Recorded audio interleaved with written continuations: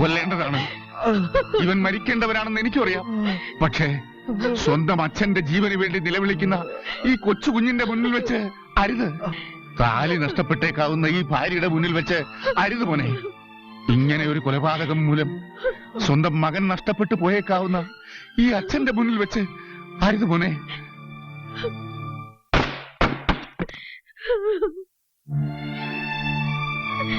എന്നും നന്മകൾ മാത്രം കാണിച്ചും പറഞ്ഞും തന്ന് എന്നെ ഈ നിലയിലാക്കിയ ആ വലിയ മനുഷ്യനോടുള്ള കടപ്പാട് ഞാൻ എങ്ങനെ അച്ഛാ തീർക്കേണ്ടത്?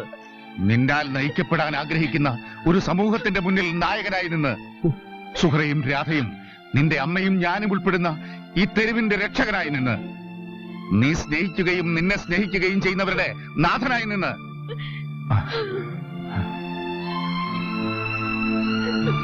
പ്രതികാരത്തിന്റെ അലകൾ ആഞ്ഞടിക്കുന്ന നിന്റെ മനസ്സിനെ നിയന്ത്രിക്കാൻ എനിക്കറിയില്ല മോനെ. എന്നും നിന്റെ കൂടെ ഞങ്ങൾ നിന്നിട്ടുള്ളൂ. എന്നും നീ ഞങ്ങളോടൊപ്പം ഉണ്ടാവണം. എന്റെ മോൻ ചോര കൊണ്ട് കളിക്കരുത്.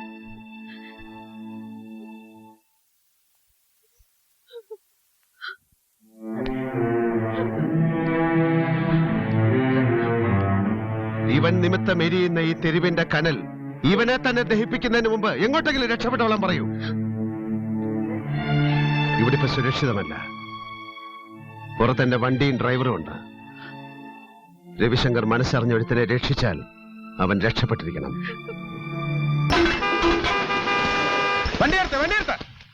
നിങ്ങൾ ആരാണാവോ? ട്രാഫിക് പോലീസാ? അതെ, ഞങ്ങൾ ജനകീയ ട്രാഫിക് പോലീസാ. ഇപ്പൊ ഞങ്ങൾ പറയുന്ന അങ്ങോട്ട് അനുസരിച്ചാ മതി. വണ്ടി തിരിച്ചെടുക്ക.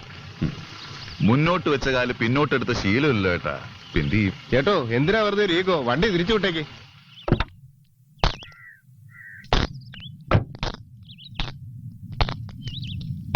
അത് പറ്റില്ലല്ലോ ചേട്ടാ.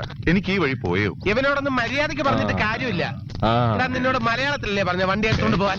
എന്താടാ ജനകീയ പോലീസ് ഗുണ്ടായസം കാണിക്കണോ? പോടാ.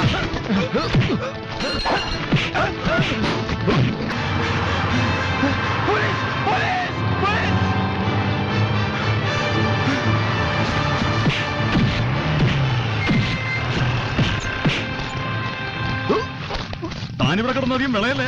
ഒരു തെരുവ് മുഴുവൻ കത്തിരിയുമ്പോഴാ തന്റെ ഒരു അഭ്യാസ പ്രകടനം. അഴിമതിക്കാരൻ അമരത്തിരുന്ന തെരുവല്ല ഒരു രാജ്യം തന്നെ ചിലപ്പോ കത്തി ചാമ്പലാവും. അധികം മസിൽ പിടിക്കണ്ട. ഒരു സബോർഡിനേറ്റ് ഇടികൊടുത്തു എന്ന ചീത്തപ്പേര് എനിക്ക് വേണ്ടാന്ന് കരുതിയാ വായം പൊളിച്ചത് കഥ കൊണ്ടുപോയി ലോക്കപ്പിലിടണം. കഷണ്ടി തുടങ്ങുമ്പോൾ എല്ലാവരും വിചാരിക്കും അവസാനം ഒരു ട്രാൻസ്പ്ലാന്റ് ചെയ്യാന്ന്. പക്ഷേ